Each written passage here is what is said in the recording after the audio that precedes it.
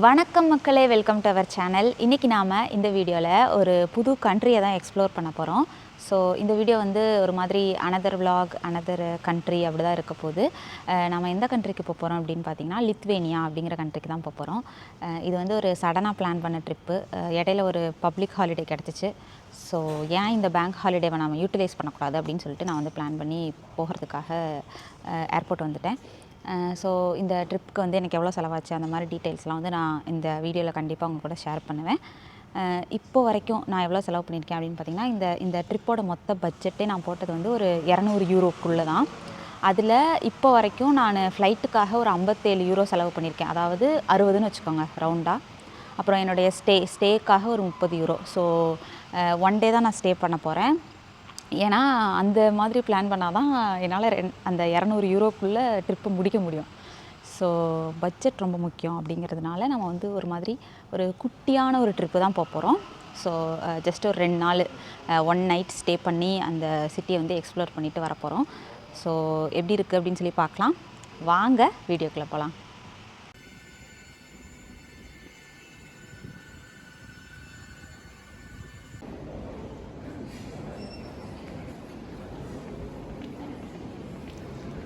So நாம் இப்போது காவ்னஸ் airport வந்துட்டோம்.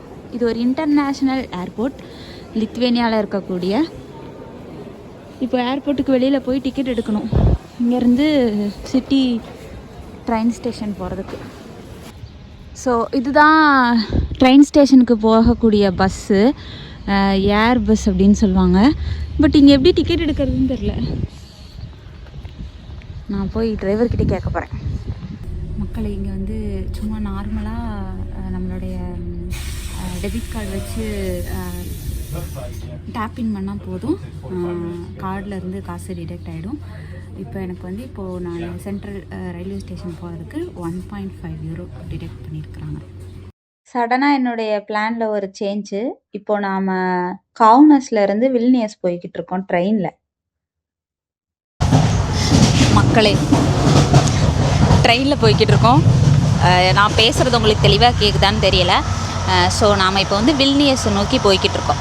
என்னோடய ஃபஸ்ட்டு நான் எப்படி பிளான் பண்ணியிருந்தேன்னா, நம்ம வந்து காவ்னஸை ஃபுல்லாக எக்ஸ்ப்ளோர் பண்ணிவிட்டு அதுக்கப்புறம் வில்னியஸ்க்கு போகலாம். ஏன்னா என்னுடைய ஸ்டே வந்து வில்னியஸில் தான் இருக்குது. ஸோ அப்படி தான் நான் பிளான் பண்ணியிருந்தேன். அதுக்கப்புறம் வந்து ஏர்போர்ட்டுக்கு வந்தோடனே நான் வந்து ஒரு இடம் தேடினேன். அது என்னோட அப்படின்னு பார்த்தீங்கன்னா, வில்னியஸில் இருக்கக்கூடிய ஒரு ஐலாண்டில் இருக்கிற ஒரு கேஸ்டல். ஸோ அந்த கேஸ்டலுக்கு போகணும் அப்படின்னு சொல்லி எனக்கு ஆசை. அதனால் டேரெக்டாக இப்போ நம்ம வில்னியஸ் போயிட்டு அங்கேருந்து நாளைக்கு திரும்ப நம்ம காவ்னஸ்க்கு வந்து டைம் இருந்தால் நம்ம காவ்னஸ் வந்து எக்ஸ்ப்ளோர் பண்ணுவோம். ஸோ வில்னியஸ் அப்படிங்கிறது லித்வேனியாவுடைய ஒரு கேபிட்டல் சிட்டி. எப்படி இருக்குது அப்படின்னு பார்க்கலாம். காவ்னஸ்லேருந்து வில்னியஸ் போகிறதுக்கு எனக்கு 9.75 யூரோ ட்ரெயின் டிக்கெட் செலவாச்சு. இதுவே நான் முன்னாடியே புக் பண்ணியிருந்தேன் அப்படின்னா எனக்கு 7 யூரோவில் முடிஞ்சிருக்கும். நான் வந்து லாஸ்ட் மினிட்ல போனேன். அதனால் ட்ரெயினில் ஏறிட்டு உள்ளே போயிட்டு கண்டக்டர் வருவாங்க, வரும்போது அவங்கக்கிட்ட டிக்கெட் வாங்கினேன். அகைன் வில்னியஸ் ரீச் ஆனதுக்கப்புறம் நாம் போக வேண்டிய அந்த கேஸ்டல் ஐலாண்டுக்கு இன்னொரு ட்ரெயின் எடுக்கணும். 1.5 யூரோக்கு ஒரு ட்ரெயின் எடுத்து ஃபைனலாக ட்ராக்காய் அப்படிங்கிற அந்த இடத்துக்கு வந்து நம்ம போயிட்டோம். எல்லோரும் இப்படி நடந்து போகிறாங்க. எல்லாருமே அந்த கேஸ்டலுக்கு தான் போவாங்க அப்படிங்கிற நம்பிக்கையில் நான் மேப் கூட போடாமல் இப்படி நடந்து போய்கிட்டு இருக்கேன்.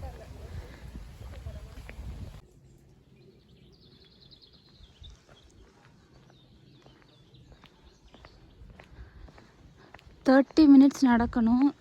இங்கே அந்த ட்ரெயின் ஸ்டேஷன்லேருந்து அடுத்து வர்றதுக்கு பஸ்ஸு ஒன்று இருக்குது. அது 1 hour ஒன்ஸ் தான்.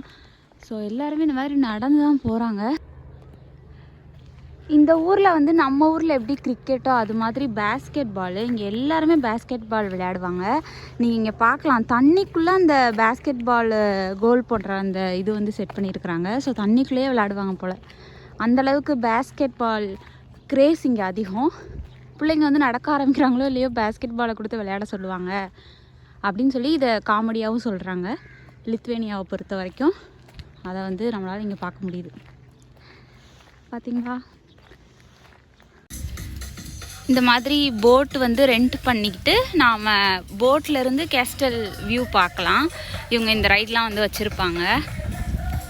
அப்புறம் இந்த கிபினாய் லாஸ்ட்டாக இருக்குல்ல, கிபினாய் ஸ்டஃபிங், இதுதான் வந்து இங்கே ஃபேமஸ். இங்கே வந்து டர்க்கிஷுடைய அந்த இதுவுமே இருக்குது, அவங்க ட்ரெடிஷனுமே இருக்குது. ஸோ இந்த ஃபுட்டும் அந்த மாதிரியான ஒரு ஃபுட்டு தான். வருது பாருங்களேன். அம்மா இது நாயா கரடியா என்னன்னே தெரியலையே. ஐயோ நல்ல வேலை போயிடுச்சு. ஐயோயோ இந்த மாதிரிலாம் நடந்து வரும்போது நாயை பார்த்தா அள்ளு விட்டுரும் எனக்கு.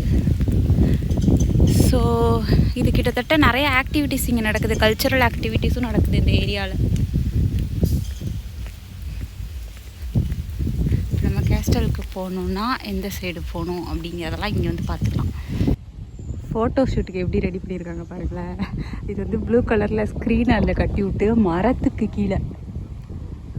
ஏண்டா அவங்களுக்கெல்லாம் ஒரு அலும்பா தெரியல இதெல்லாம் அப்படிங்கிற மாதிரி தான் இருந்துச்சு எனக்கு திடீர்னு என்னடா மரம் ப்ளூ கலரில் இருக்குமா அப்படின்னு பார்த்தா இங்கே இந்த மாதிரி தொங்க விட்ருக்காங்க ஃபோட்டோ ஷூட். இந்த போட்டில் போகிற மாதிரி, போட்டிங் பண்ணுற மாதிரி, ஊஞ்சலில் ஆடுற மாதிரி பார்த்தீங்களா. சிட்டுக்குருவி, ஐயோ சிட்டுக்குருவி பார்த்தா எனக்கு இந்த புள்ளினங்கால் பாட்டு தான் ஞாபகம் வரும். நம்ம ஃபோக்கஸை மாற்ற வேண்டாம். இப்போ வந்துட்டோம் நாம். இதான் அந்த கேஸ்டல். பாருங்கள் மக்களே எவ்வளோ அழகாக இருக்குது பாருங்கள். செம்மையாக இருக்குல்ல. ஐயோ ஒழுங்காக தெரியலன்னு நினைக்கிறேன் கேமராவில். இதில் பார்த்தீங்கன்னா தெரியுதா எப்படி சூப்பராக இருக்கா. அதுவும் இந்த ஆற்றுக்கு நடுவில், இந்த 2 ரிவர் சைடுக்கும் நடுவில்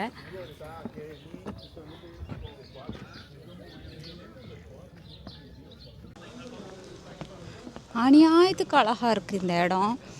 அவ்வளோ மக்கள் இந்த இடத்துக்கு, அதாவது அந்த ட்ரெயின்லேருந்து இறங்கி வந்த எல்லாம் இங்கே தான் வந்தாங்க.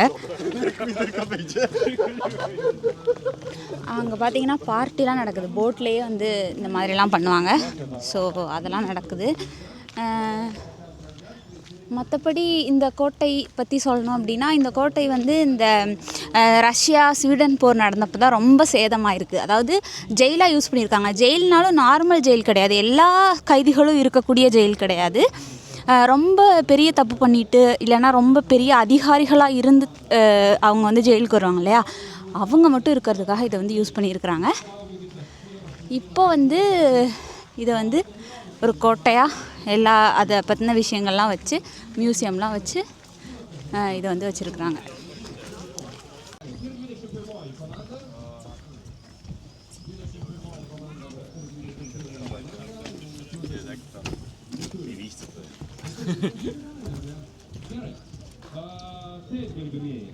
Prieš pradedant plaukti, aš norėčiau, kad jūs įdėmiai paklausydami vieno žmogaus, kuris tikrai žino turbūt apie reportažą apie laivus, apie strategiją, absoliučiai turbūt apie viską. So இதுதான் அந்த கேஸ்டல். பார்க்கணுன்னு வந்த இடம். அதுவும் இந்த பிரிட்ஜு தான் ஹைலைட்டு. அப்படி 2 சைடும் தண்ணி, நடுவில் அந்த கோட்டை.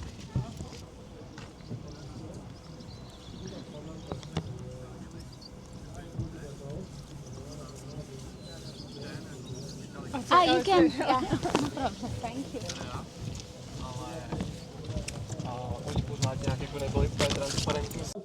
சரி, கேஸ்டல் பார்க்கணும் நீ அப்போ உள்ளே போய் பார்க்கலையா அப்படின்னு நீங்கள் நினைக்கலாம். நான் வந்து உள்ளே போகல. அப்புறம் எதுக்குமா 3 கிலோமீட்டர் நடந்து வந்த அப்படின்னு தான் என் மனசாட்சியுமே என்கிட்ட கேட்குது. ஆனால் முடியல. ஏன்னா இப்போது திரும்ப 3 கிலோமீட்டர் நடந்து போய் தான் ட்ரெயினோ பஸ்ஸோ ஏறணும். உள்ளே போனோம் அப்படின்னா ஒரு 2 மணி நேரமாவது மினிமம் நல்லா சுற்றி பார்க்கணும். அதுக்கு அவ்வளோ தூரம் நடக்கணும் 2 ஹவர்ஸும். அந்த அளவுக்கு என் காலில் வந்து தெம்பு கிடையாது. எனக்கே போகணுன்னு தான் தோணுது. ஆனால் என் கால் சொல்லிருச்சு, என் காலை வந்து தனியாக கழட்டி வச்சுட்டு எங்கேயாவது சுற்ற முடியும், நான் வேணால் சுற்றிக்கோ அப்படின்னு. ஆல்ரெடி 12,000 ஸ்டெப்பு நான் நடந்திருக்கேன் இன்றைக்கி. இதுக்கப்புறமும் ஈவினிங் போய் வில்னியஸில் சுற்றணும்.